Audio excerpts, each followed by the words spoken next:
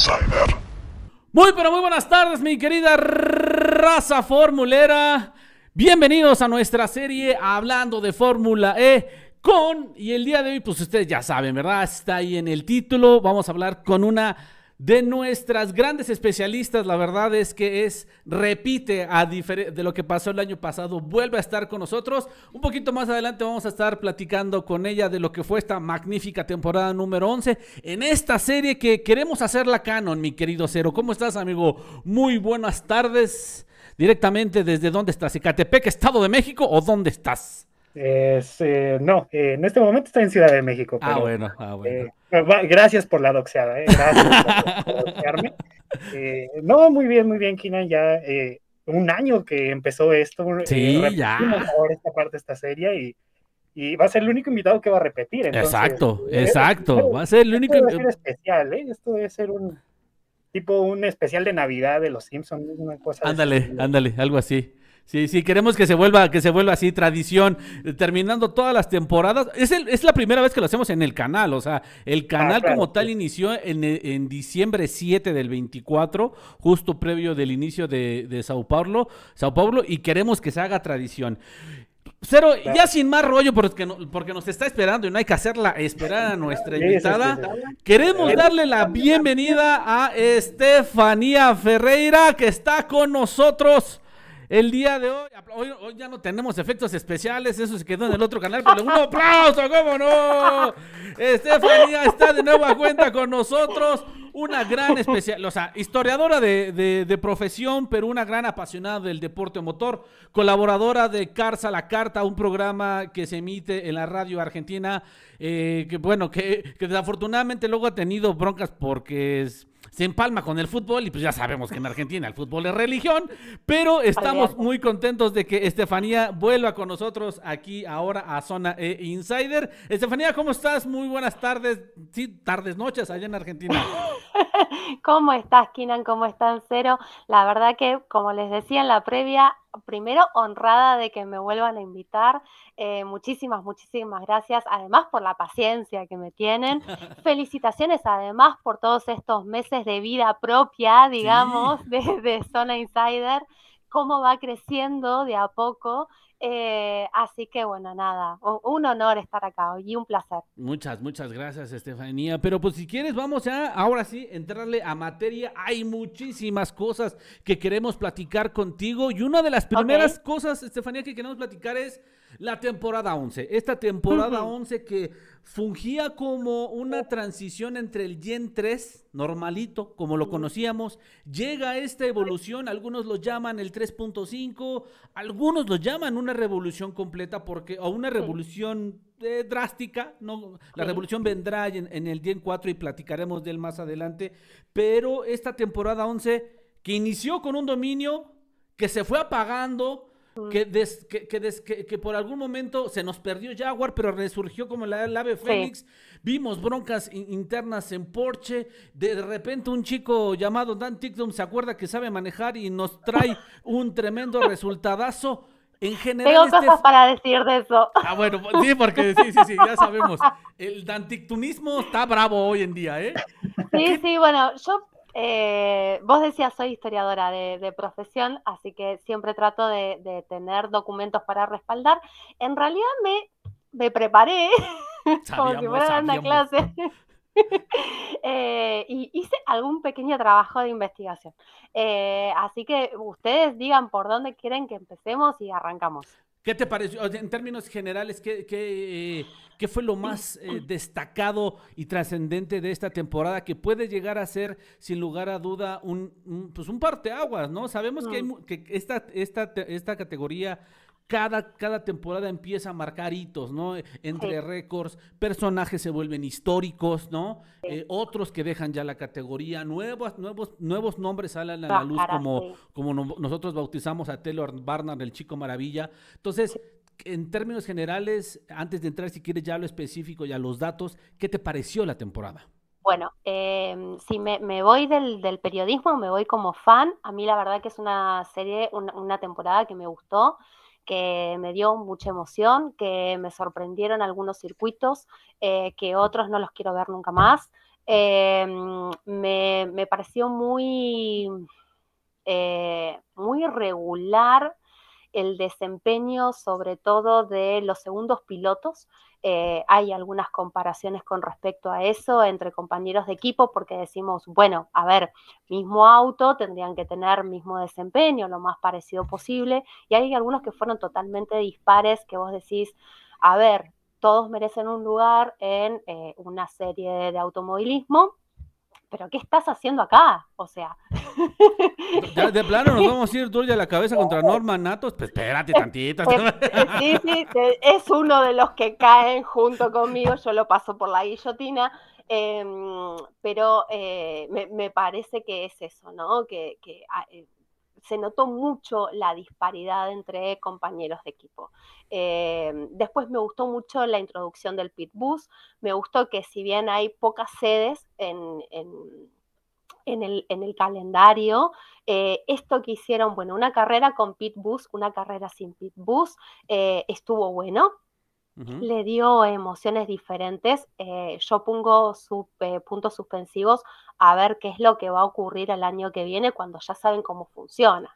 Claro. Porque este año fue, bueno, la introducción, todos probamos, no se incendió ninguna batería, todo perfecto, pero bueno, ahora que ya sabemos cómo es que van a plantear las estrategias para el año que viene. O sea, me parece que esa es una de las preguntas que nos dejan para la temporada 12. Sí, hay muchas cosas que todavía se están pensando, y tú hacías referencia al tema de los circuitos, y me gustaría arrancar un poquito con eso.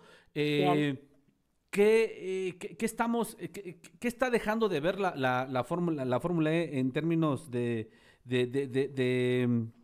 los circuitos? Que sigue habiendo circuitos pues complejos, rocosos, ¿no? Uno de ellos es Japón, uno de ellos es el propio Excel, pero que sabemos esa referencia o ese vínculo que tiene. A pesar de que Sao Paulo es un circuito que nos ha entregado grandes carreras, muy, muy buenas carreras, pensando en el futuro a lo mejor y ya no tiene cierta cabida, ¿no? Entonces, ¿qué podemos hablar acerca de esos circuitos? O inclusive Jeddah, ¿no? Que pensábamos que Jeddah podría ser esta adaptación bastante buena. Que gustó. Entonces empiezas a notar esta diferencia entre el espectáculo que te dejan los circuitos permanentes y los poquitos los poquitos urbanos que nos quedan. ¿Qué dices de eso? El tema es, por ahí el que ve esta grabación no conoce cómo nació la Fórmula E. La Fórmula E, el auto de Fórmula E y la categoría nació para hacer unas carreras en circuitos urbanos, en calles estrechas, donde no hay posibilidad de escape o son las mínimas. Y ese era el espíritu que tenía la serie allá por 2014-2015. ¿Qué ocurre? El primer signo de alarma de esta concepción la tenemos con Canadá, donde durante 2 años seguidos se cae, ¿sí? Estaba en el calendario oficial y sin previo aviso se cae. Le pasó lo mismo a Yakarta. Cuando Yakarta se cae del calendario, en realidad ya había una cláusula en el reglamento deportivo que decía que una vez que se cae unilateralmente una de las sedes, al año siguiente no pueden formar parte del calendario. Ojo ahí, al año siguiente la tuvimos a Yakarta. ¿Sí? ¿Por qué? Porque no deja de ser un negocio. Vamos a partir de ahí. Entonces, con la sirena roja, la bocina roja de Canadá, lo que pasó con Yakarta, nosotros lo que vemos es que hay un cambio de la Fórmula E de los circuitos urbanos, donde empieza a molestar, tener cerradas las calles, la movilidad de la gente y demás, y que se pasan a los circuitos permanentes, que es lo que ya conocemos. Una de esas es Jeddah. Y también tiene que ver con la inversión de los países, o sea, nosotros construimos, y las empresas, ¿no? Nosotros construimos, tenemos este autódromo, bueno, queremos que se use. Me parece que ahí viene la transformación de por qué fuimos abandonando los circuitos urbanos y nos fuimos yendo a los circuitos permanentes, como una posible explicación, digo. Sí, ¿no? sí, no, claro. Sí, o sea, se vuelve un tema político. ¿Y cuántas veces no hemos visto? Y principalmente esta categoría ha sido muy golpeada por ese aspecto. Recordar lo que pasó en la India, algo en el circuito que se iba a dar en la India, de justo en ese calendario, en esa misma temporada, previo a que sucediera, se cayó el contrato, o se cayó por un tema político plenamente, ¿no? Lo mismo pasó con Santiago de Chile. Exacto, cambió la cabeza, cambió el signo político y bueno, listo, no, acá no se corre. Sí. Entonces me parece que está tan vapuleado y pensemos que la temporada 11 en Fórmula E sería como el año 1961 en la Fórmula 1, como para dar una referencia. ¿Sí? Entonces, y ahí tampoco las cosas estaban totalmente confirmadas, había grandes premios fuera de calendario, no tenían puntos y demás, pero las carreras se hacían. Entonces, hay que tener en cuenta todo eso de por qué se fueron moviendo a los circuitos permanentes. El tema es que el auto sigue siendo, por lo menos hasta el Gen 3 Evo, autos pensados para correr en circuitos urbanos. Entonces, hay cosas que el auto en un circuito urbano va a poder hacer porque está pensado para eso y en un circuito permanente no. Entonces por ahí el espectáculo que nos va a dar no va a estar bueno. Por eso me gustó tanto Jeddah, porque es como, bueno, es un circuito permanente, pero ¡oh! ¡Wow! Pero me gustó mucho más la carrera de Fórmula E que la de Fórmula 1 en el mismo circuito. Eso no es como sorpresa para nadie, ¿verdad? Mónaco, pero Mónaco es circuito urbano, entonces ya lo tengo que sacar. Entonces, eso es lo que digo. No sé si me siguen. No, por supuesto. Y justamente, si quieres, nos adelantamos un poquito para ir hilando esta parte que comentas, porque se viene la regulación del Gen 4. Salió ya justo a la par que salió el calendario de la temporada 12, salió ya la regulación para los Gen 4 y o sea, si tú lo ves, ya desde el hecho de que sean más pesados, con una capacidad de 400, bueno, 380, 400 a 700. Sí. El tema, a mí lo que más me explota la cabeza es el tema de los neumáticos. Tanto se había pregonado el tema de la sustentabilidad, que si bien es cierto Bridgestone, que ahora es el nuevo fabricante de estos neumáticos, va a tener slicks y va a tener para piso mojado. Eso, ¿cuándo lo íbamos a pensar en la categoría? No, en la Fórmula E no. Jamás. La Fórmula E es un solo compuesto y arreglate como puedas y si llueve, llueve y listo, y ya está. Bueno, a mí lo que me encanta, y por eso digo, pensando en el tipo de circuito en el que corre la Fórmula E, ya están pensando en aerodinámica, están pensando en baja y alta downforce. Entonces, eso te muestra el cambio de ir abandonando los circuitos urbanos para ir a pasar a lo que son los circuitos permanentes. Ese cambio en el Gen 4 para mí marca la diferencia en la concepción del auto de Fórmula E. Sí. Por completo. Pero bueno, ya nos platicarás un poquito más adelante qué opinión te merece o qué ves de bueno y de malo en esta nueva era que se viene. Cero, platicar con Estefanía de el resurgir de nuestro piloto XL, Oliver Rowland, que de haber pasado, es un chiste local entre nosotros. No, es que yo hago lo mismo, porque, a ver, sin ofender, y soy referente ESI en Argentina, o sea, lejos de mí está hacer doble sentido y nada por el estilo, pero es una cuestión de... Está más para autos de NASCAR, qué sé yo. No con el tipo de un piloto de auto de fórmula. Sí. Trae toda la fachada de un NASCAR, O sea, pero bueno, la barba, la situación, sí. Es blanco, o sea, de tez blanca, o sea, dices, sí, le queda por completo el prototipo de NASCAR. Y no le vería mal, ¿no? Porque sabemos que es kamikaze también, Oliver Rowland, lo vimos en la última carrera. Claro. Le gusta hacerle a la kamikaze.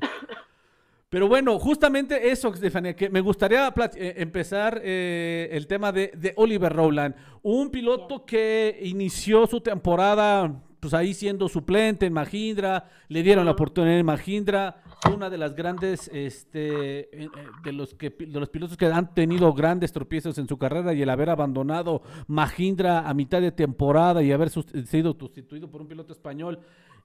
tiene un año sabático, después regresa, lo hace en plan grande, regresa a su casa originalmente, porque Nissan siempre ha sido su casa y lo ha visto de esa forma. Sí. ¿Cómo explicamos el nivel tan dominante que tuvo? Eso sí, hay que ser muy específicos con lo que pasó con Oliver Rowland. Si hoy estamos hablando de un campeonato de piloto inglés, y por más que mi rowlandismo me lo impide decir, creo que hay que ser muy objetivos en el aspecto de que él hizo la tarea a mitad de temporada. Pasando Claro. justamente la mitad de temporada, algo pasó en Nissan que se cayó. Sí, mira, yo tengo que Rowland empezó todo ganando, ganando, ganando. Lo que tuvo de interesante Rowland es que administró la diferencia. Entonces empezó ganando, sumando puntos gordos, qué sé yo, hasta la segunda de Tokio. En la segunda de Tokio listo, ya está, hasta acá llegué y fue a los puntos que pueda tener son los que logramos y ahí estamos. Y yo creo que ya una vez que consiguió el campeonato, que ya la diferencia le había dado el campeonato, es como que se relajó. Fíjate que en las 2 de Londres, fíjense que en las 2 de Londres no existió prácticamente, ¿sí? Pero sí, es así, estuvo sumando, sumando, sumando hasta la segunda de Tokio. Listo. Ahí empezó a administrar la diferencia que tenía, que es algo muy parecido a lo que hizo Pascal Wehrlein cuando ganó el campeonato. También. Tuvo esa primera mitad bien fuerte, fuerte, fuerte, y luego jugó con administrar la diferencia. Sí, pero que haciendo una comparativa con lo que hizo Pascal y lo que hizo Oliver Rowland, creo que fue muchísimo más contundente, porque al menos de las primeras 9 carreras, salvo en 2, no estuvo en los podios. Compartía esta primera, segunda. Inclusive en Brasil se pudo haber metido ahí en si no fue por la penalización por exceso de energía, ¿no? Pero bueno, Cero. Sí. Dime, claro que sí. Pues, viéndole el tema de Rowland, coincido totalmente. Fue una media temporada buenísima. Básicamente no era muy normal ver un piloto dominar tanto, ¿sabes? O siempre estar adelante, peleando. Pero lo que hizo Rowland en esta ocasión fue, pues vaya que abrumador al principio. O sea, era difícil ver que ni siquiera los Porsche tenían bueno, la capacidad de poderle pelear en determinadas ocasiones. Jaguar ni se diga dónde estaba.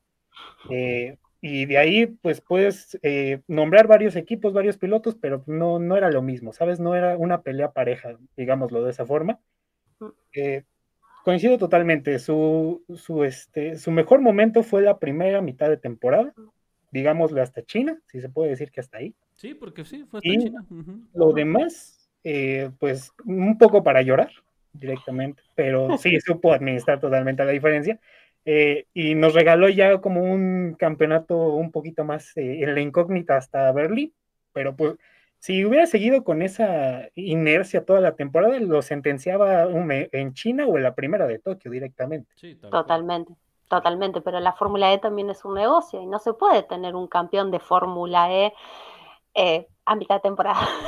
Sí, no Creería que no tendría que haber esa definición, ese contraste tan grande en ninguna serie de automovilismo, pero bueno. Sí, tal cual. Claro, sí. Oye, Estefanía, y justo ahorita hablando de esta diferencia que se armó tan grande y que se perdió a la brecha al final, ¿consideras que fue más mérito de Rowland? Es que te va, la pregunta puede ser hasta truculentosa. Sí. ¿Por qué? Porque fue mérito de Rowland, fue mérito de Nissan, porque dices, ¿fue mérito de Rowland? Pues sí, porque ve a tu compañero de equipo en donde lo dejaste. La diferencia que armaste, la diferencia que... Pero también dices, pues también fue Nissan, porque inclusive hasta antes de China, después del doble podio de Porsche, la diferencia del campeonato de equipos era a tu favor en el caso de Nissan.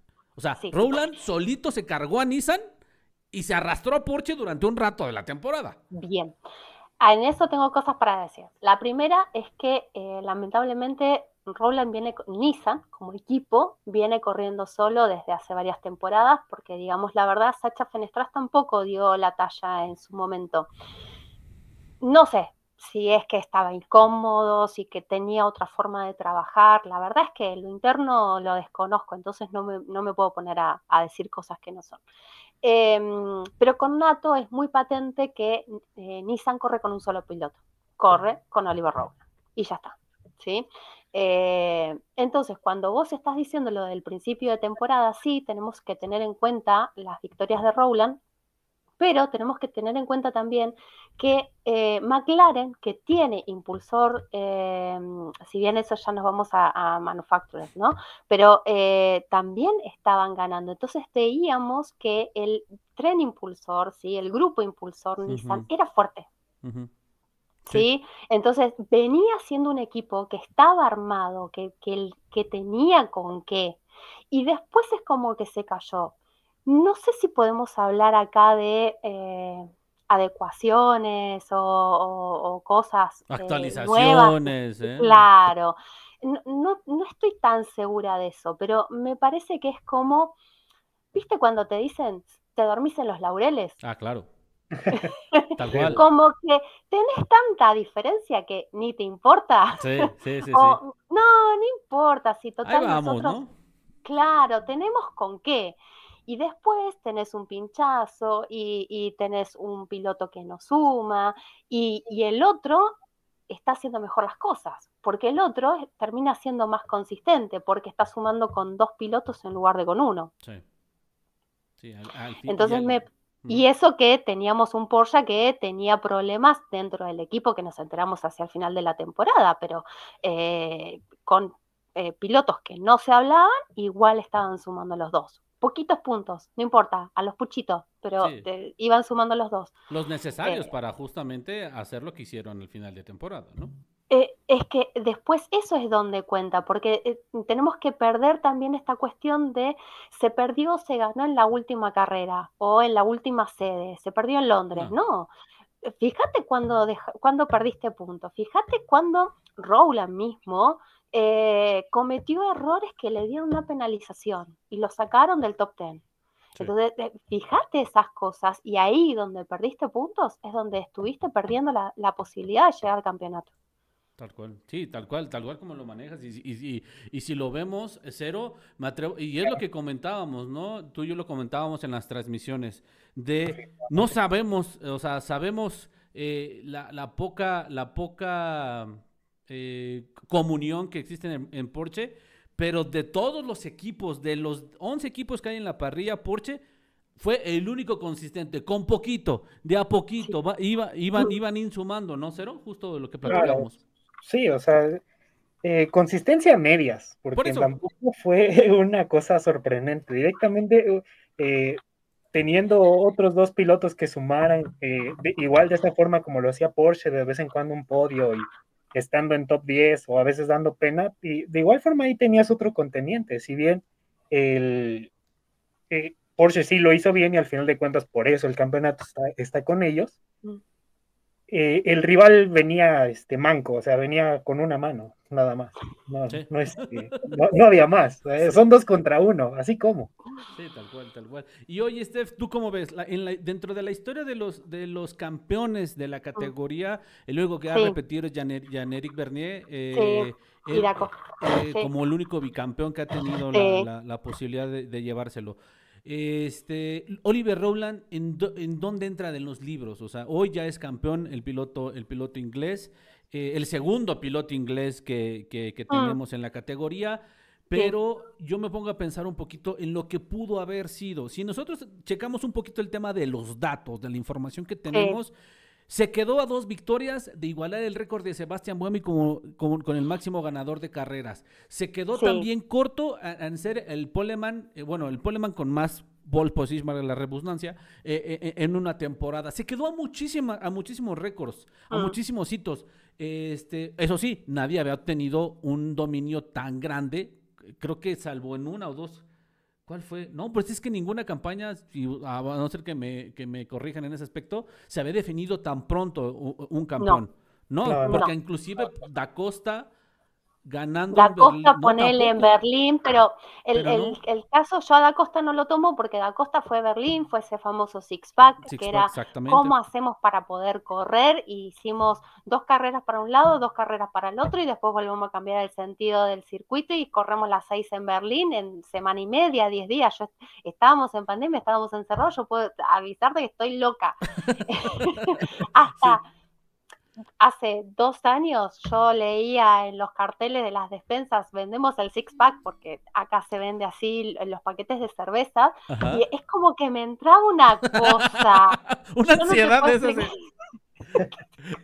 No, six pack otra vez, no. No, ya no, Entonces, ya no. Pero sí, o sea, Oliver Rowland nunca había ganado, o sea, no, o sea, pudo haber sido un campeonato para Lleno la de récords. historia que lo colocara como el piloto de la máxima categoría si se hubiera cubierto alguno de estos hitos, pero lo dejó ahí. Entonces, ¿dónde colocarías tú a Oliver Rowland en la historia de la categoría? bien, primero que la historia es muy corta todavía. Bueno, pues es que hay que, ya sabes, En lo nos que gusta. vamos a ver, en lo que vamos, el tema es, por ejemplo, el campeonato de Buemi, Renault era imparable. Todavía se fue al entonces me WEC, parece- regresó y fue campeón. Sí, pero Buemi recién este año, ponele que se está recuperando de lo que fue esa pérdida de campeonato por irse al WEC, Ujú, porque él el perdió un primero. campeonato por irse al WEC. Ujú, Entonces, y después de ahí no fue el mismo. ujú. O sea, vos cuando lo veías en el podio, cuando volvió al podio después de tantos años, era como que, bueno, a ver, este es el Buemi que conocimos, pero él perdió un campeonato por irse al WEC. Y eso en la mente del piloto queda grabado, aunque no se lo repitas, aunque no se lo digas. Ujú. Me parece que en este momento Rowland es uno más. Ok. ¿Por qué es uno más? Porque no sé si la expectativa de él era ir a romper récords. Entonces, ¿cómo medimos al campeón? Porque rompe récords. Y Claro, no sí. sé, o sea, me parece que la estrategia, lo que sí está interesante es que, a diferencia de Buemi, pongo a Buemi porque es un caso paradigmático, ¿no? Para mí. Ujú, ujú. Renault era muy fuerte y era prácticamente invencible. En cambio, en Nissan tuvo otros equipos que le saltaron a la palestra. En un momento se le acercó McLaren, aunque tuviera su mismo grupo impulsor. Porsche estuvo siempre ahí. Bueno, mismo Jaguar, que remontó en la última parte del campeonato, en las últimas 4 carreras. Entonces, no es que corrió solo, ¿sí? Ujú. Y me parece que lo más interesante que lo vi hacer es lo de administrar la diferencia. Así como le dio rédito a Pascal Wehrlein en su momento, que lo de Pascal Wehrlein era, bueno, en realidad fue que casi lo perdió solo. Sí, bueno, exacto. Justo lo Eh, platicamos en la temporada pasada. Esas palabras tuyas, creo que hasta hizo un clip de eso. Esas palabras tuyas fueron. Es que lo perdió Y a alguien solo le está porque... alguien le está dando taquicardia, ¿eh? Aguas con eso. No, yo no estoy en contra ni a favor de ningún piloto. Bueno, sí, estoy a favor y en Sí, contra de algunos pilotos. sí, sí, sí. Más tu hija, ya vimos a Pero, tu hija, ya vimos por quién banca a tu hija, ¿eh? eh, pero sí, si vos tenés la mentalidad del campeón, esto que siempre se dice, ¿no? En todas las categorías, ¿no? Porque no tiene mentalidad de campeón. Bueno, ¿y qué es la mentalidad del campeón? Y la mentalidad del campeón es, tengo esta diferencia y la voy a administrar. ¿Por qué? Porque por H o por B le cambiamos algo y rompimos algo en el auto y lo que estaba funcionando ahora no funciona. Y bueno, y hay que llevarlo. Sí. Son esas cosas que en el press release no te vas a enterar. Ujú. Sí, tal cual. Sí, sí, Así sí. que para mí en este momento Rowland es uno más. No Sí. hizo nada descollante, sí hizo una temporada inteligente. Podría ser reconocido, exacto, ¿no? Como una temporada Sí, inteligente. sí, totalmente. Cero, y ahora vamos a pasar al tema de los rookies. Tuvimos esta temporada 3 rookies, 2 con pasado en Fórmula E porque habían sido sustitutos de algunos pilotos que se habían ido a categorías, en el caso de Taylor Barnard y David Beckman, y Sí. uno que venía de ser piloto reserva de Andretti, pero que nunca había tenido la posibilidad de montarse en un monoplaza y tomar una carrera, en el caso de Sanne Maloney. Tres rookies y la sorpresa, el chico maravilla Taylor Barnard, que lo hizo excepcional. Obviamente yo creo que la temporada le llegó a pesar, y también la incertidumbre de que pues de repente a nosotros nos llega la sorpresa de que McLaren Te toma la quedas sin decisión equipo. de irse y dejan la deriva muchísimas cosas, ¿no? Cero, ¿tú qué ves ahí en ese aspecto? Pues bueno, vamos a empezar de los rookies, del que peor le fue al que mejor le fue. Entonces, Ok. Pues bueno, David Beckman al final un punto Chica, le fue mejor. No, Claro, pero te olvidaste del que peor le fue, que es Zane Maloney. Claro. Maloney ni un punto hizo. Es el único que no sumó. Los que reemplazaron a los que se fueron a la WEC tuvieron puntos. Y Zane Maloney, que hizo toda la temporada, no hizo ninguno. Sí, se me olvidó. O sea, tan malo fue que se me olvidó. Tan malo fue que se te olvidó Sané Maloney. No, sí, el chico del auto de Ikea no le fue para nada bien. De las Águilas del América, no te hagas. Sí, también. No, olvídalo, no. Ya retiro mi comentario de principio de temporada. Pues creo que la adaptabilidad también juega mucho, ¿sabes?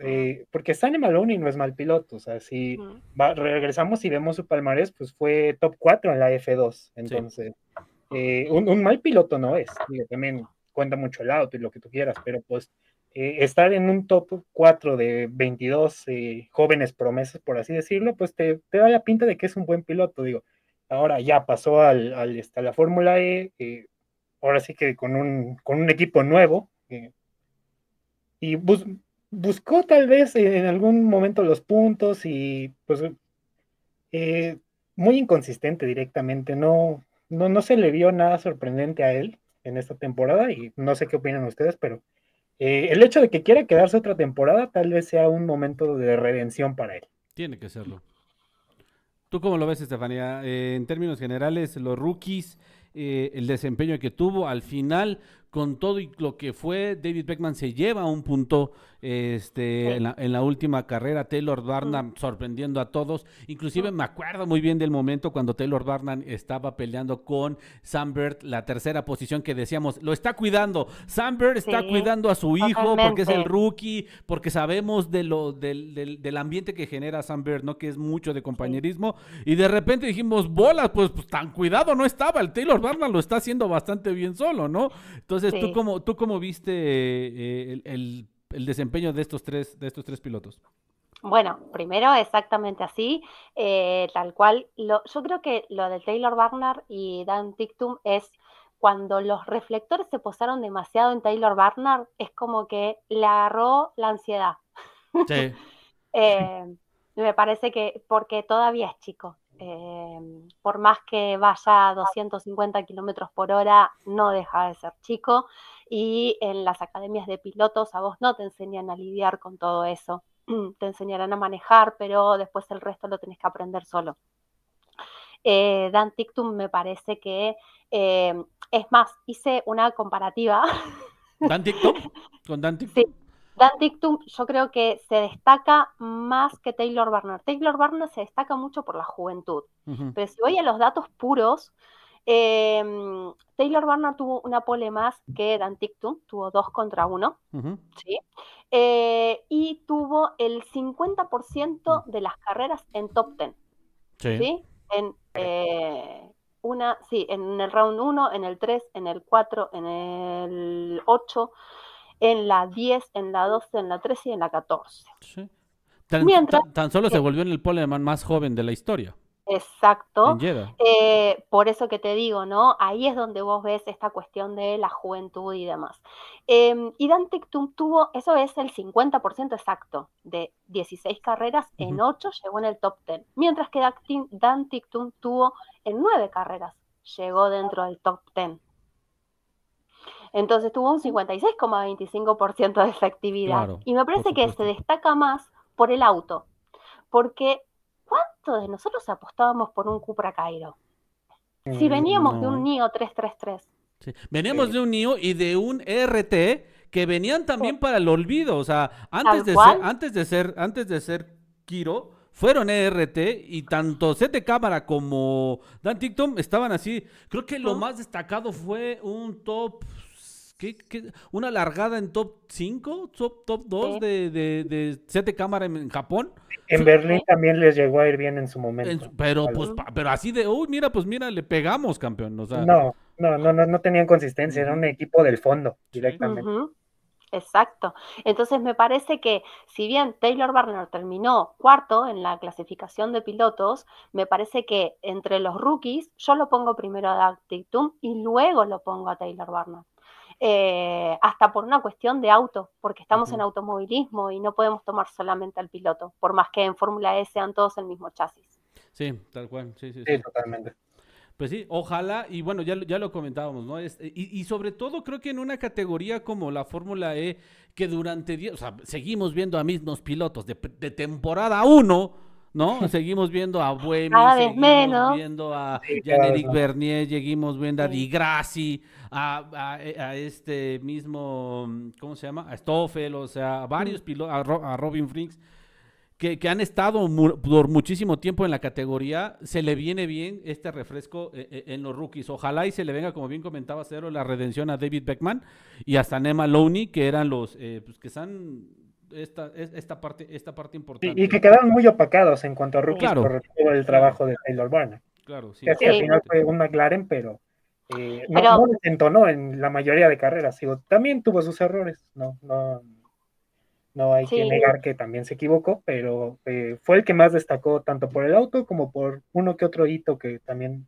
consiguió a lo largo de la temporada. Sí, Perfecto, señor. muy bien. Ahora, esto fue por la parte de los rookies. Oye, pero ¿crees que también por la parte de los experimentados, y puntualmente quisiera hablar dos de ellos, de Stoffel Baldor, que si bien plantó muy bien una estrategia en Japón con ese tema de la batería que fue magistral, Antonio Félix da Costa también, hay estos, inclusive Di Grassi, ¿no? Que también otro de los pilotos que de la vieja escuela o de la vieja guardia.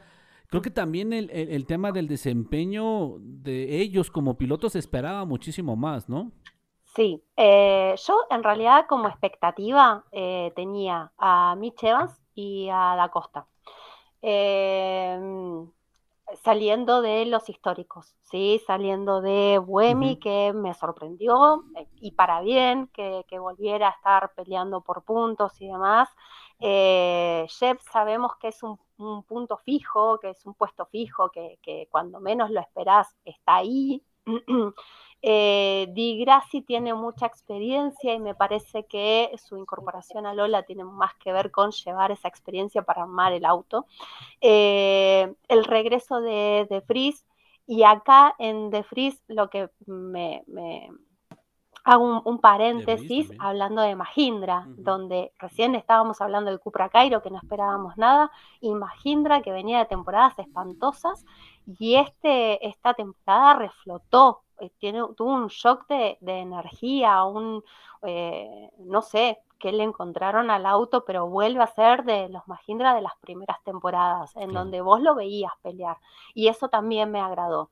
Lo único que le pongo como signo de interrogación es qué va a hacer Mahindra con el Gen 4, porque todavía no firmó su compromiso.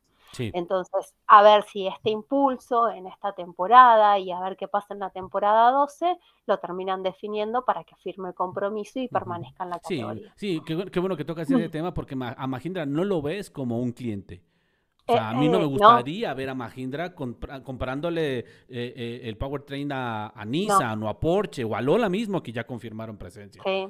O sea, no lo veo a Mahindra. Es como lo que en su momento Alpine hará en la Fórmula 1, ¿no? Que le va a comprar el motor a Mercedes. Dices, o sea, prefiero verte atrás. Es como si lo ves a Ferrari que va y le compra motores a otro. Exacto, o sea, no, vos haces tu propio motor. Sí, por supuesto. Ahora, Steph, el tema de los equipos, porque al final la conversación, la primera parte fue hablar de los de los pilotos y el desempeño de ellos. Perdón, cierro con las expectativas. Sí. Yo decía Mitch Evans y Da Costa, ¿sí? Mitch Evans viene de pelear campeonatos, ¿sí? No se les dieron los resultados nuevamente, qué tan tocado está. El hecho de que permanezca en Jaguar es que se siente cómodo con la estructura, pero si lo vemos en comparación con Cassidy le pasó el trapo. Terminaron a 79 puntos de diferencia entre compañeros de equipo. Ujú. Y si voy por el lado de Da Costa, con las peleas, no nos hablamos, que esto salió a la luz hace poco, pero no hay un buen feeling dentro del equipo, y ves que Da Costa con Verlaine tienen 42 puntos de diferencia entre ellos. Sí. Entonces yo esperaba más de ellos dos. Sí. Sí, justo para allá va mi siguiente pregunta, el tema de los equipos, ¿no? El tema de los equipos, hablábamos del tema de los pilotos en un inicio, y ahora el tema de esta desarmonía que existió, existe o existirá, no lo sé, lo que nos espera en la próxima temporada, que lo El vimos, mercado ¿no? de, O sea, de pilotos, la silly season la dejamos no, para después. sí, no, la silly season, mira, se va a poner sabrosa entre quienes ya andan retirando a Sam Beard, ya él mismo dijo que le quedan 5%, bueno, esa es otra cosa, pero yo quiero, como lo platicamos el año pasado, Steph, que decíamos, Jaguar le regaló el triunfo a Pascal, lo que yo lo que quiero preguntarte es, Porsche perdió el campeonato o sea, el campeonato de pilotos, porque si analizamos las cosas por separado y después las juntamos, a ver, ganaste el campeonato de equipos, muy bien, ganaste el campeonato de manufactureros y por amplia ventaja, y no pudiste ganar el campeonato de pilotos, inclusive en la última carrera, Jaguar te saca el segundo lugar en el campeonato de pilotos. Dices, entonces, ¿quién fue? ¿Fueron los pilotos, en el caso específicamente de Porsche, o qué fue? A ver, no sé. ¿Sí? No sé. Pa' pronto. Soy muy sincera, no sé. El tema a mí me parece que tiene que ver con esta palabra que a veces parece que caemos en el abuso, y es la consistencia, ¿no? Como en un momento lo dije, Porsche sumó con los dos pilotos, sumó en 15 carreras de 16. Eso sí. Entonces, yo creo que ahí es donde está el dato, ¿sí? Mientras que Jaguar tuvo 5 carreras sin sumar. Sí, no, sí, más, sí. Entonces, me parece que ahí es donde tenemos el dato entre Porsche y Jaguar, ¿sí? Y después, cuando vos decís el campeonato de pilotos y el campeonato de equipos, es porque Porsche lo que hizo fue sumar con 2, pero muchas veces sumaba poquito. Sumaba 2 puntos, 6 puntos, 4 puntos, 8 puntos, mientras que Nissan tenía 25. Entonces, si vamos a la diferencia, ya de entrada tenés 17 puntos, 15 puntos de diferencia entre cada una de las carreras que iba ganando Rowland, porque volvemos, Nissan estaba con un solo piloto. Entonces, ahí es donde está. Si bien parece que fuera más consistente, y de hecho fue más consistente Porsche que Nissan, al final esos puntitos extras le sirvieron para ganar el campeonato de equipos, pero no para hacerse con el de pilotos. Sí. Porque Cassidy apareció al final. Sí, que por ejemplo también podemos llegar a esta conclusión en el caso del de manufactureros, de decir, bueno, Nissan competía con 2 equipos, tú competiste con 3. Sí, es un rollo más colectivo, ¿no? Sí y no. A ver. Porque A ver.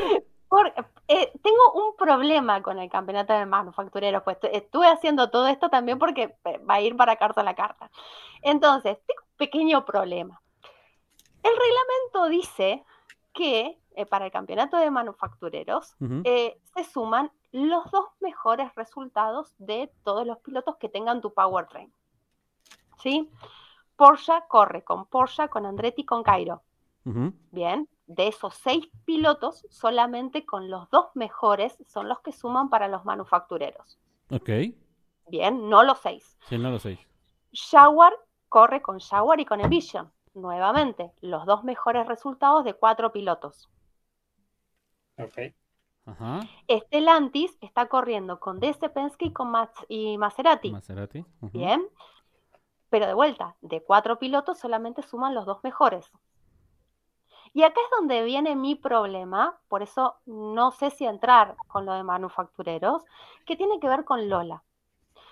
Lola y Mahindra están solitos, ¿sí? Como Sí. decíamos recién, no nos imaginamos a Mahindra que le dé el motor Porsche o Jaguar o Nissan, ¿bien? Entonces, ¿alguien me puede explicar por qué si Lola en el campeonato de equipos tuvo 32 puntos, en el campeonato de manufactureros, según la estadística oficial presentada por la Fórmula E, aparece con 54? 54. ¿De dónde? ¡Ah! Hubo un bug en la Matrix. No, sí, bueno, pero a ver, yo quiero mucho la categoría, siempre que puedo salgo a defenderla con argumentos, Claro. pero estamos dentro de una categoría mundial, tenemos a la FIA como ente regulador, fiscalizador, no podemos tener este desfasaje. Sí. Claro, sí, sí.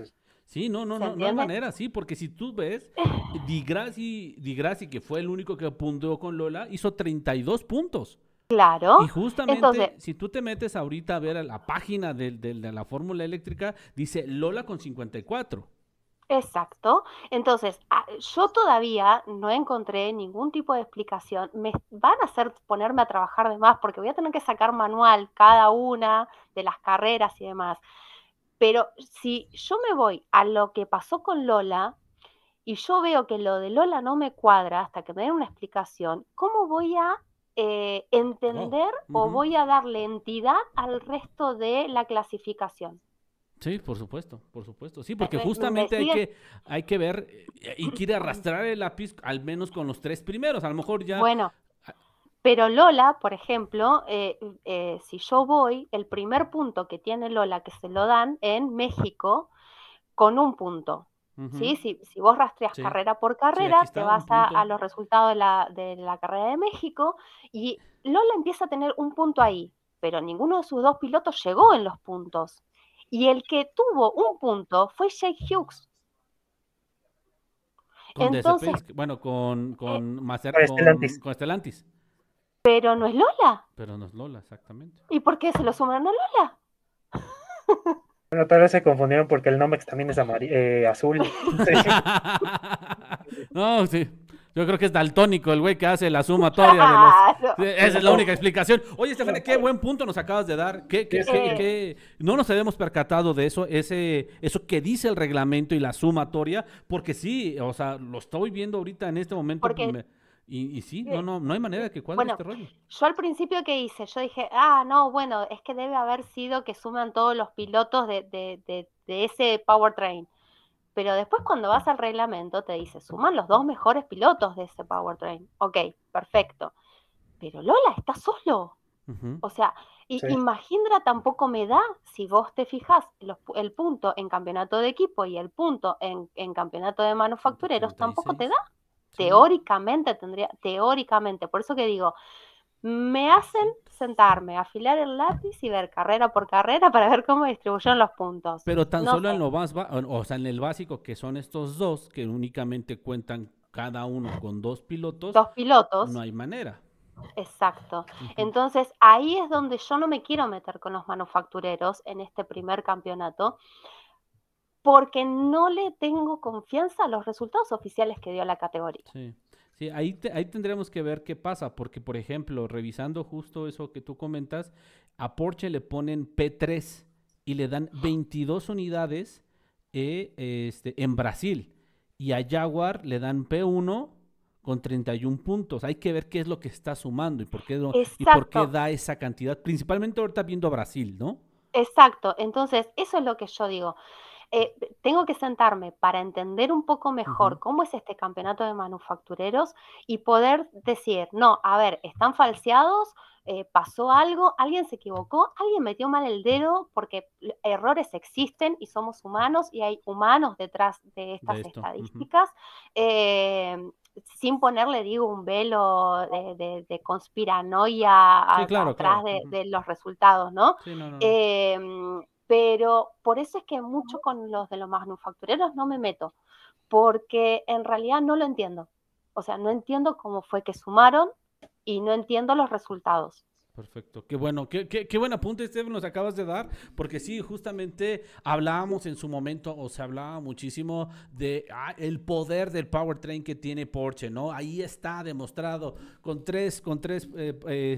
se llama? Con tres equipos, con esa unidad de potencia, o sea, el carro estaba, ¿no? Y empezábamos a tener este tipo de conversaciones, pero con pues a lo mejor boquete cae en el reglamento que no cuadra o que no, o como bien dices, no hay que ver qué es lo que está pasando con la sumatoria, que pudo haber sido un error humano, pero al final está avalado ya. Ahí es donde voy yo. O sea, ponele, yo hago un programa, yo puedo decirlo cualquier cosa dentro del programa, pero por ahí alguien me está mirando, me está escuchando y de un órgano fiscalizador y me dice, no, pero esto que está diciendo es mentira, y viene y me mete una demanda. A ver, si vos sos un ente fiscalizador, vos sos el máximo ente fiscalizador del automovilismo mundial, como es la FIA, no te podés permitir estos errores. Sí, tal cual. Tal cual. ¿Qué sé yo? Mira, el ojo clínico de Estefanía Ferrer nos acaba de dar una gran nota para lo que se viene. Sí, yo ya empecé a ver con ojos feos al equipo Penske, porque en otras categorías andan haciendo cosas que no. Bueno, que Penske no tiene muy buenas referencias ahorita, Cero, ¿eh? Sí, por eso ya no los veo con buenos ojos aquí tampoco. Sí. Aquí hay que ver qué está pasando, probablemente haya sido culpa de Penske. Hay algún tipo de Penske en el race control de la Fórmula E. Hay que buscar nombres, probablemente ahí se encuentre algo interesante. Igual, yo se lo tuve que aclarar a mi hija. Jay Penske en un momento estaba peleado con el resto de la familia Penske, así que no sé, por lo menos en las primeras años de la categoría estaba totalmente peleado, eran dos cosas separadas, y ni le fueras a nombrar a Jay Penske el resto de su familia Penske, porque nada que ver. Sí, nada más traían el apellido, ¿no? Claro. Nos unía el apellido nada más. Pero no. Bueno, sí. Lo tramposo tal vez lo traen en las venas directamente. Eso sí, hay cosas que se heredan. Hay algo que traes en el código genético que pues no puede. Lo que se hereda no se roba, dice. Sí, totalmente. Oye, Estefan, hablando ahorita, seguimos con el tema de equipos. Oye, dale. ¿Crees que a Jaguar le faltaron las 2 carreras que se van a añadir en esta temporada? ¿Crees que le faltaron esas 2 para dar, como dijéramos aquí en México, ¿cómo se llama? El peso para el kilo? No sé, porque como sabemos la Fórmula E es muy montaña rusa, así que te puede ir bien 2 carreras, 4 carreras seguidas. Bueno, pero ya se fueron 4, las de ellos fueron 4. Bueno, sí. Nissan estaba fuera de juego, prácticamente. Qué sé yo, no sé. Sí, bueno. Sí, no sé si hubieran hecho una gran diferencia. Pero pues la diferencia entre, por ejemplo, si ves ahorita el campeonato de pilotos se quedó a menos de 20 y tantos puntos, ¿no? 28, 24 puntos. No tengo el final. La diferencia, porque Oliver Rowland quedó con 184 puntos y Cassidy se quedó 184 menos 153, se quedó a 31 puntos, o sea, una carrera bien hecha, inclusive pudo haber quedado por ahí por delante. Pero pues como bien comentas, yo creo que le diste muy al clavo en el aspecto de la administración de Nissan, ¿no? O sea, creo que Nissan desde sabiéndose inclusive que con estas complicaciones que pudieron llegar a tener, llegaba al Excel con posibilidades amplias y dominantes de llevarse el campeonato, el de pilotos, que de alguna manera sigue cobrando todavía en el deporte motor esta relevancia, pero también no dejar de lado el tema de equipos, ¿no? Que también es ahí donde muchos ven lo que puede llegar a pasar en la categoría, ¿no? Sí, te vuelvo a repetir, a mí me parece que la falencia de Nissan es que estuvo corriendo con un solo piloto. Por ahí si hubiera tenido la misma consistencia, incluso con la misma cantidad de carreras que no puntuaron, pero hubieran puntuado a sus 2 pilotos, quizás la historia hubiera sido otra.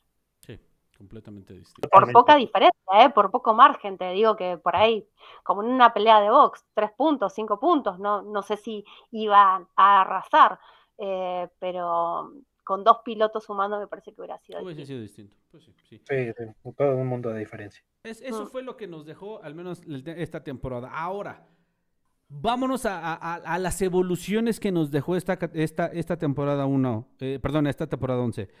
La incorporación del Gen 3 Evo. Por primera vez en la historia vemos que funciona el Attack Mode para adelantar. Sí. La primera. Sí. Y desde Brasil dijimos, algo está pasando aquí. Realmente se está sirviendo el Attack Mode para eso. Y también el tema del Pit Boost. Esas dos grandes adquisiciones dentro de la estructura del fin de semana de carrera.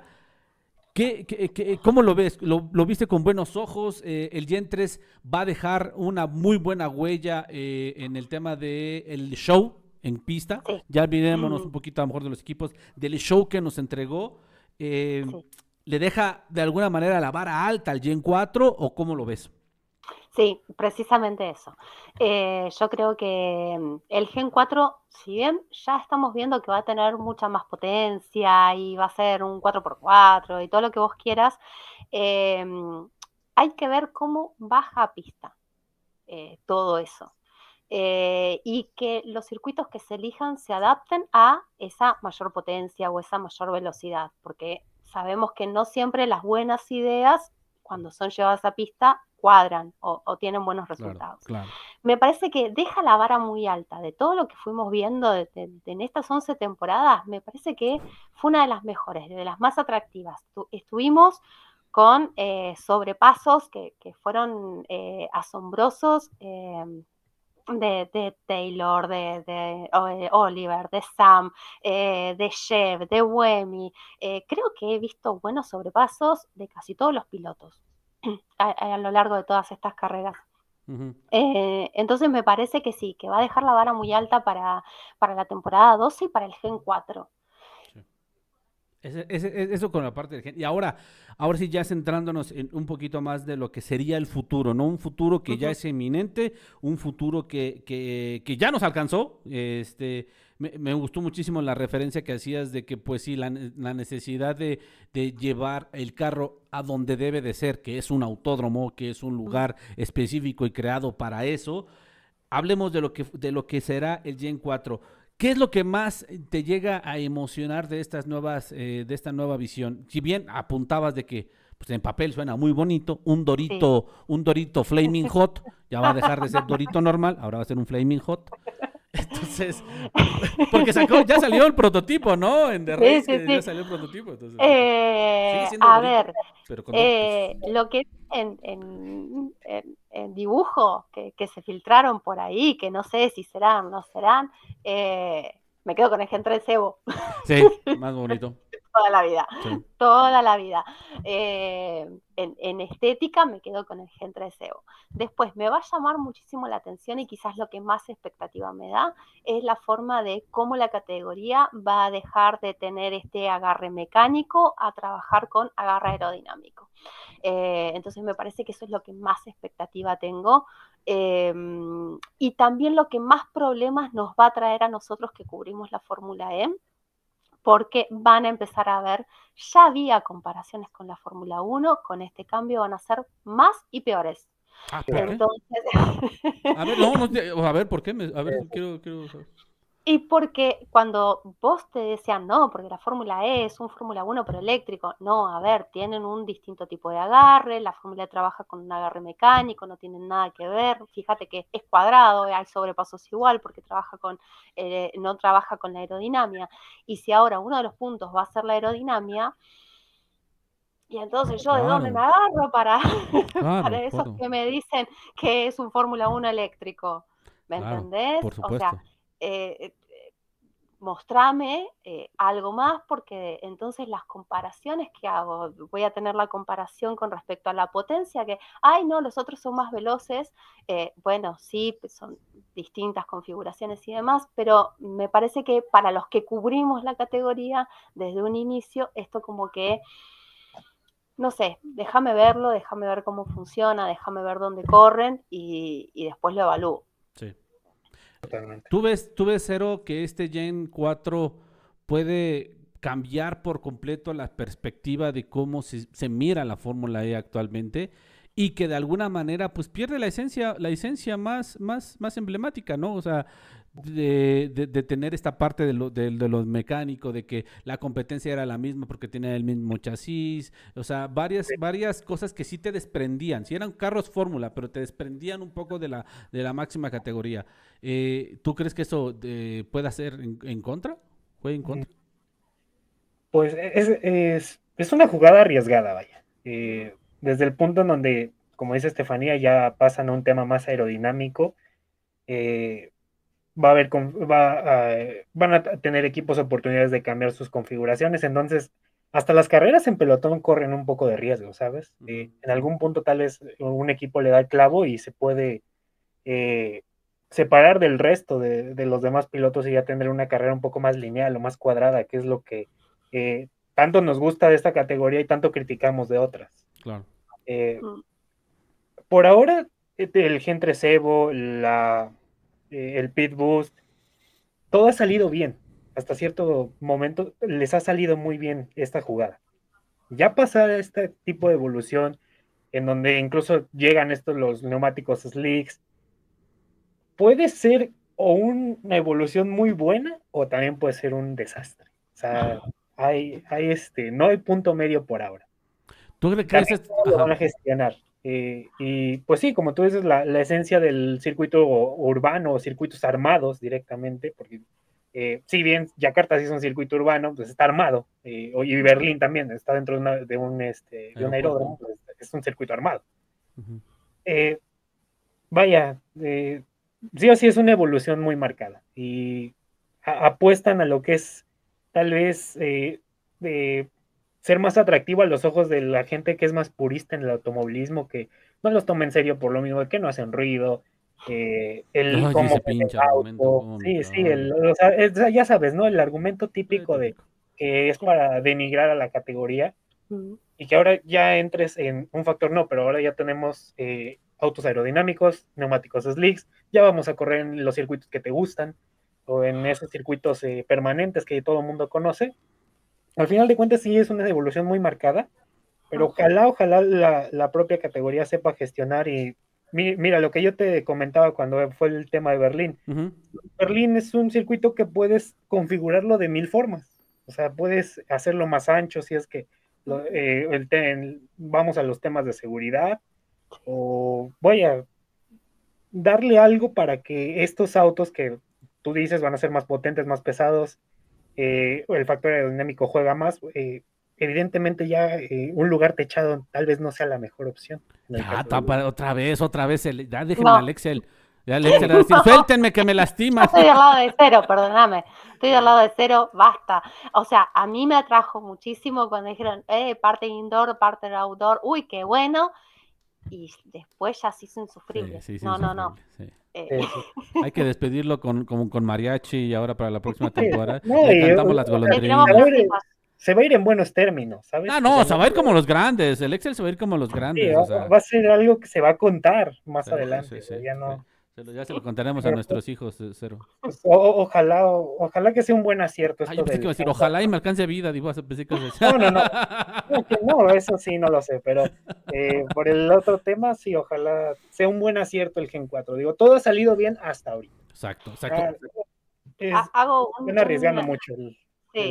Hago una acotación a lo tuyo, Cero, y es que por ahí están pensando más, no en Fórmula 1, sino en IndyCar. Sí. Mi categoría reina, entonces ya me está gustando esto. Sí, viste que tenés las dos configuraciones para óvalo y para circuito. Bueno, entonces aquí podemos llegar a pensar que haya alguna configuración para circuito urbano y alguna para circuito permanente, que eso también podría llegar a ser y que lo diferenciaría de otras series. Por supuesto, sí, ojalá. Por supuesto, Steph. Sí, ojalá que den en el clavo directamente en lo que quieren lograr, porque pues es una apuesta muy interesante.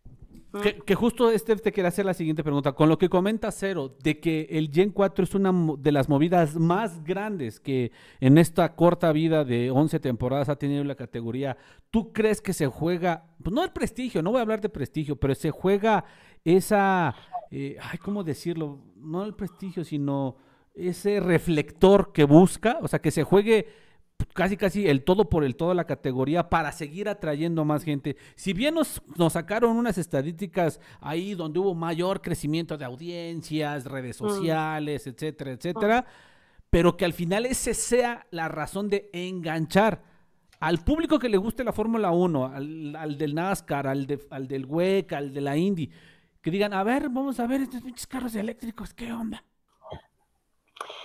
A ver, yo primero lo que haría sería, lo hicieron en una de las temporadas, en uno de los test de pretemporada, que era cuando salían todos los autos, grabar tren motriz por tren motriz el sonido, para que veamos el sonido que tienen los Fórmula E y que sí tienen sonido. Y yo te puedo decir, ahora que estoy en la temporada 11, que en la temporada 1 yo me salté la valla y estaba muy cerquita de donde doblaban los autos. Lugar no permitido, pero no me vieron. Por cierto. Claro. Y cuando te pasaban los Fórmula E al lado, no solamente el sonido, el viento, y eso que no eran rápidos comparado con lo que son ahora, han aumentado casi 100 kilómetros en su velocidad. Claro.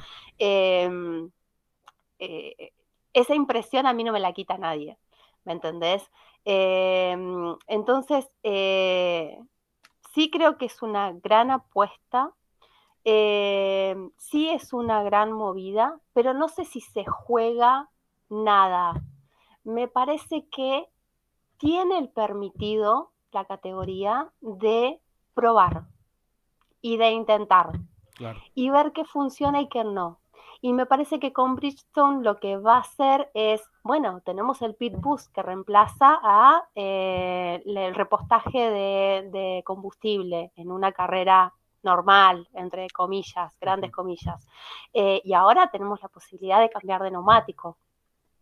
O sea, me parece que más que atraer a los puristas, podríamos decirle, podríamos llamarlos, está intentando ver de qué manera cambia las reglas de juego para que no pase, por ejemplo, lo que está pasando en Indy, que Chip Ganassi lo tiene todo calado y no hay con qué darle.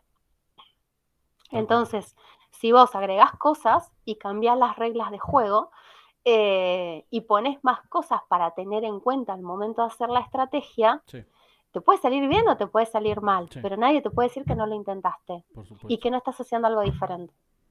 Concuerdo, sí, sí, concuerdo plenamente con eso, Steph. Yo creo que va a ser ahí importantísimo lo que venga para ese Gen 4 y que la verdad nos emociona. A mí me emociona muchísimo verlo esto ya. Ojalá y podamos verlo en el Autódromo de los Hermanos Rodríguez próximamente y eso va a ser muy, muy padre para nosotros. Steph, ya para ir prácticamente cerrando los temas de esta conversación, de nueva cuenta agradecerte el que hayas estado con nosotros impartiendo cátedra de Fórmula Eléctrica. Nos encanta mucho platicar contigo acerca de esto porque nos abres justamente, o sea, me gusta porque eres de una mujer que se mete al detalle y sí, o sea, en una sumatoria tan plena de gente no le gusta de sumas y restas dijimos, a ver, campeón, 2 más 2 no da 7, me estás robando, Lola, me están robando, fía. Entonces, justamente, ya veremos qué pasa con eso que comentas. Voy a afilar el lápiz. Prometo que para el fin de semana me pongo tranquila. Mientras esté otra carrera ahí de categorías menores, me pongo con el papel y el lápiz a hacer las cuentas. A ver cómo porque hay que hacerlas. Sí, hay que hacerlas sin lugar a duda. Calendario 2026. La gran sorpresa que nos dio, nos están cumpliendo las promesas, ahora sí que de campaña. Como dijeran ahí los políticos, nos están cumpliendo las promesas de campaña y una de las promesas era llevar la categoría a 24 carreras. Hoy estamos migrando de 16 a 18, todavía es la incógnita de saber qué 2 ciudades distintas serían por o sea, si vemos el tema de la programación, son en fechas distintas, o sea, tienen una diferenciación importante en los meses, en los días, pero me sigue faltando a mi forma de verlo algo nuevo, algo distinto. Son las mismas ciudades. Les vuelves a dar double headers a ciudades que pues si bien nos entregan buenas carreras, Mónaco nos entregó un buen double header, Berlín, otra vez Inglaterra, o sea, ¿Qué podemos esperar de esas dos carreras adicionales que todas están por definirse? ¿Y qué te pareció en términos generales el calendario? Bueno, me parece que el calendario en sí es estratégico. Es un calendario adaptado a la inclusión del pit bus. O sea, yo necesito minimizar el traslado, vamos a mantener los costos bajos para que sea una categoría accesible, sobre todo pensando que un equipo se me va. Y que me permite que tengo buena cantidad de carreras, trasladándome lo menos posible y que me permiten tener una carrera con pit bus y una carrera sin pit bus, hacer 2 carreras diferentes en un mismo circuito. Uh-huh. Me parece que la lógica del calendario va por ahí. No me gusta que estén estas 2 carreras ahí sin confirmar, porque si vos te pones a pensar lo que pasó, sí, ya en temporadas anteriores, y esas 2 carreras, o en esta misma, tenés esas 2 carreras que no se confirman y vas a tener casi 2 meses sin carreras. Sí, que de por sí ya tenemos un mes, le decimos el parón de primavera, porque justamente es en esa parte del calendario, en las primeras carreras, en donde hay un brinco importante. No sé si es en Miami, creo que la diferencia es, Miami, España, Jarama. No. Bueno, el chiste desde es marzo hasta mayo, desde marzo España hasta Berlín. Exactamente. Claro. Tenemos un parón importante, entonces, o se confirman esas 2 carreras ya, independientemente de la ciudad, o algo gordo va a pasar, porque sí. O sea, los parones son muy largos acá. Sí, eso me parece que es un debe que todavía la categoría, lo que yo les comentaba hace un ratito, ¿no? Cuando arrancamos la charla, me parece que es un debe que tiene la categoría esta cuestión de que se les caen las sedes ya empezada la temporada o antes de que empiecen, o incluso ahora, que tenemos un calendario previo y todavía tenemos 2 fechas ahí sin confirmar. No sé, me parece que nos sigue debiendo esto, nos sigue debiendo un calendario completo sin, ay, ¿qué pasará? Y bueno, especulé. Sí, a ver quién, ¿no? Se hablaba de Toronto, yo llegué inclusive a escuchar a Chile, que el gobierno ya empezaba conversaciones, se hablaba del mismo Yakarta, que tiene su propio autódromo de Fórmula E. Yakarta no podría. Yakarta en realidad estuvo este año porque ya estaba paga la sede, pero no tendría que haber estado porque había dado cancelado por caído unilateralmente. Entonces, teóricamente en este calendario 12 tendría que cumplir su penalización de no figurar. Pero como teóricamente. Pero como van las cosas, pues sí. Otra carrera en lodo, nice. Por cierto, sí, cierto, la carrera en lodo. Yo creo que la mamá de Müller sí se las vio fuertes para lavar ¿cómo se llama? El Monex, porque estaba lleno de lodo. Sí, porque se volvió locura. Sí, es que ¿a quién se le ocurre con un Monex blanco con el lodazal que había? El carro, también tiene que ser verde militar o algo así, de oscuro, negro, sí. Estefanía, se viene esta nueva sección en esta serie. Hay dos cosas. Tú decides cuál escoger. Por ser la primera invitada a esta serie, te vamos a dar a escoger. Okay. Hay preguntas rápidas, que tiene que ser lo primero que se te venga a la mente, y la otra es preguntas candentes. Así que tienes a escoger. ¿Preguntas rápidas o preguntas candentes? No candentes, peligrosas, yo diría. Preguntas peligrosas. Okay. La producción no me dio información. Bueno, entonces decí, ¿cuál elijo? Las rápidas. Bueno, dale. Vámonos con las preguntas rápidas. Así que tiene que ser lo primero que se te venga a la mente, obviamente tiene que ver con la Fórmula E, no se vayan a pensar. No como le digo a los chicos, a ver si me responden cómo es la receta de un brownie de chocolate, vamos mal. Exacto, entonces, vámonos con eso. La primera pregunta, ¿tu momento más emocionante de la temporada?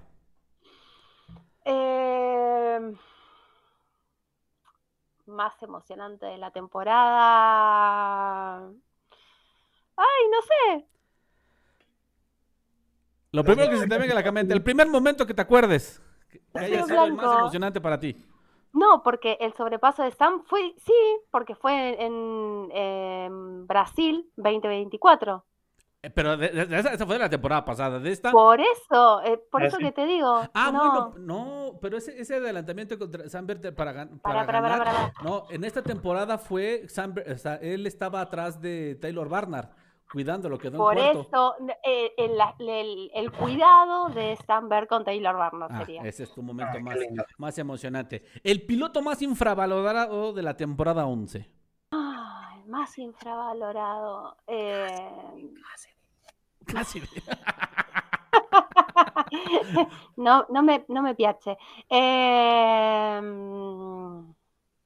No, yo creo que Sebastián Buemi. Ok, sí, concuerdo. El equipo que se cayó a pedazos. McLaren. ¿Quién sería tu dupla ideal y en qué equipo? Mi dupla, yo creo que sería Lucas Di Grassi. Y lo llevaría a Andretti. ¿Con quién? Lucas Di Grassi a Andretti. ¿Pero con quién? Porque es la dupla. Lo pondría con Taylor Barnard. Mira, me gusta, Andretti. Y por último, ¿quién fue el mejor, quién fue el ¿qué dice? Perdónenme, es que lo escribí yo. Peor que yo. Perdónenme, es que lo escribí yo. ¿Qué quise poner aquí? De cero tenía que elegir las otras. Sí, tuviste, a ver, te voy a hacer una pregunta de las otras, porque no sé lo que dice. Así que dice, ¿veremos alguna marca famosa como Ford, Ferrari, Honda llegar a la categoría? No, pero ojalá. Ojalá. Perfecto. Pues bueno, esas fueron las preguntas rápidas. Una que no supe qué escribí. Porque ni yo me entiendo, por eso mejor optamos por una de las otras. Estefanía, queremos agradecerte de nueva cuenta el que hayas estado con nosotros en este primer capítulo de esta serie hablando de Fórmula E, con el placer de haberte tenido aquí con nosotros hablando de lo que más nos apasiona, que es el mundo de la máxima categoría del deporte eléctrico de la Fórmula E. Bueno, la agradecida, como saben, soy yo. Nuevamente, felicitaciones por el crecimiento que están teniendo. Un honor participar con ustedes.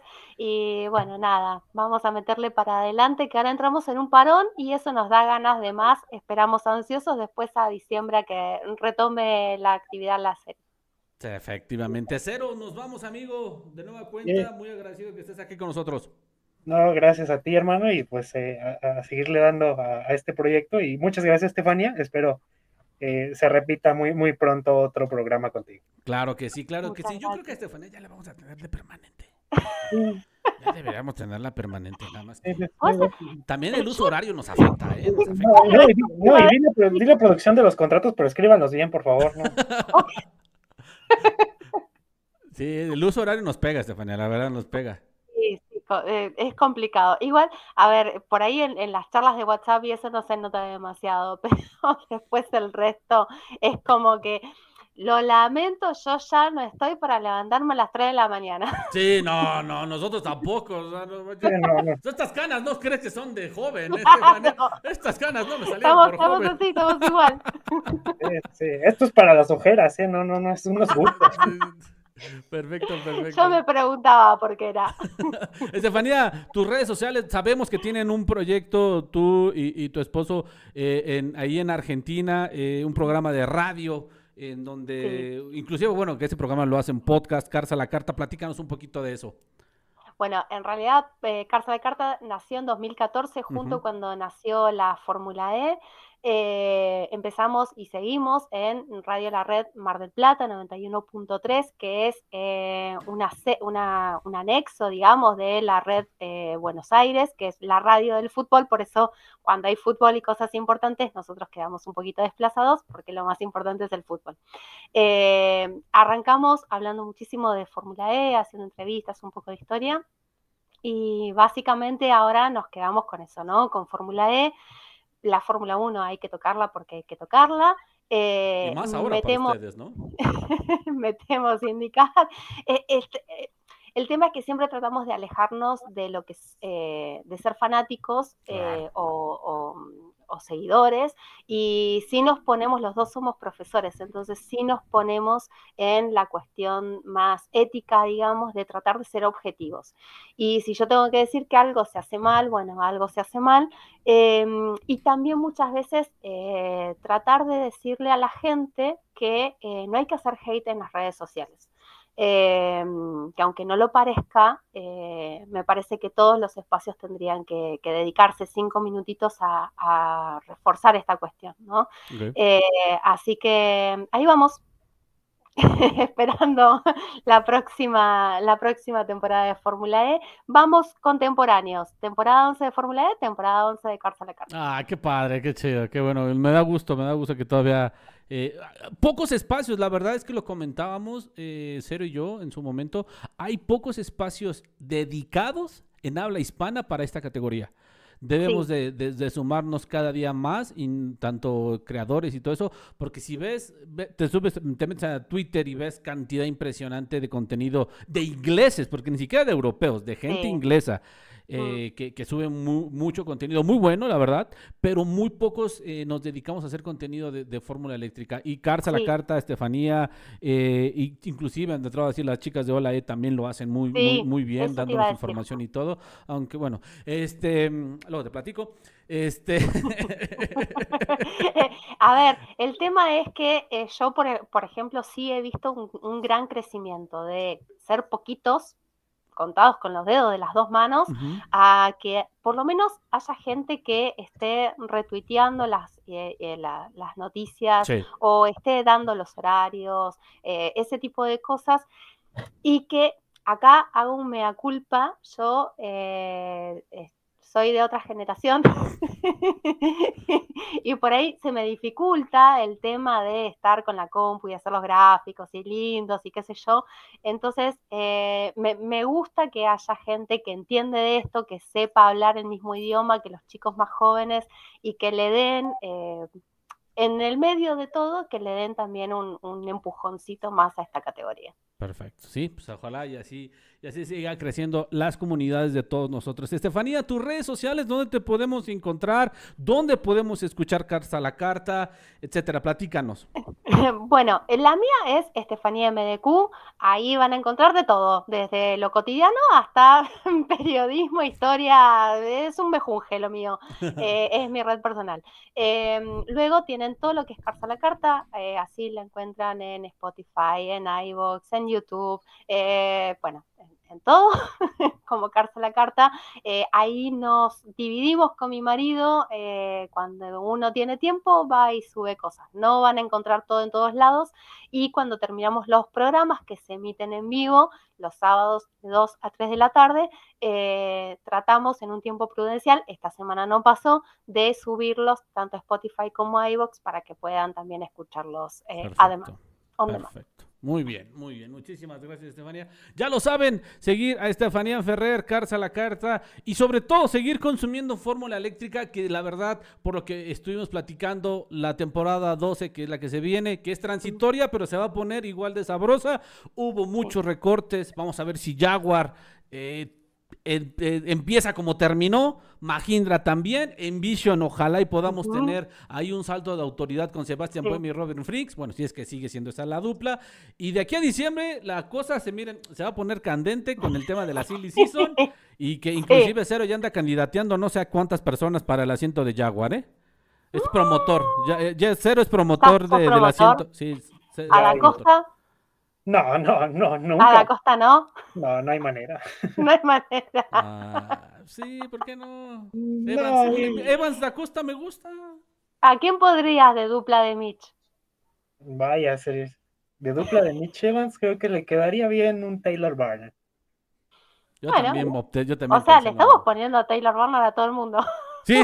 ¿Dónde hay un asiento? Hasta Nissan ya lo puse. Yo lo candidaté a Taylor Barner para que se fuera a Nissan.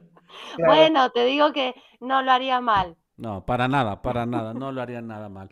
Pues listo, Estefanía, muchísimas gracias, de verdad, gracias, de nueva cuenta un gusto haber platicado con ustedes. Síganos a nosotros en nuestras redes sociales, @ZonaEInsider. Cero, tus redes sociales, amigo. Sí, claro, ZXRO-X-O en todos lados. Y también sigan a la cuenta que te avisa si ya contrataron a Checo. Nosotros administramos esa cuenta. ¿Y ya lo contrataron? No, todavía no. Todavía no. Ah, ok, perfecto. Bueno, hasta este momento, hasta el momento que subimos este programa, todavía no contratan a Checo. Hoy, 1 de agosto del 2025, todavía no lo contratan. Todavía no. No. Está bueno. Ahí seguiremos pendientes. Mi querida raza formulera, gracias por haber estado, habernos sintonizado y haberle dado like, compartir y me gusta a este bonito capítulo con Estefanía Ferreira. Yo soy Ginán García, cuídense mucho, sean felices y nos escuchamos y nos vemos en la próxima. Bye, bye. Producción, ¿qué onda? ¿Por qué los jeroglíficos? ¿Qué van a escribir?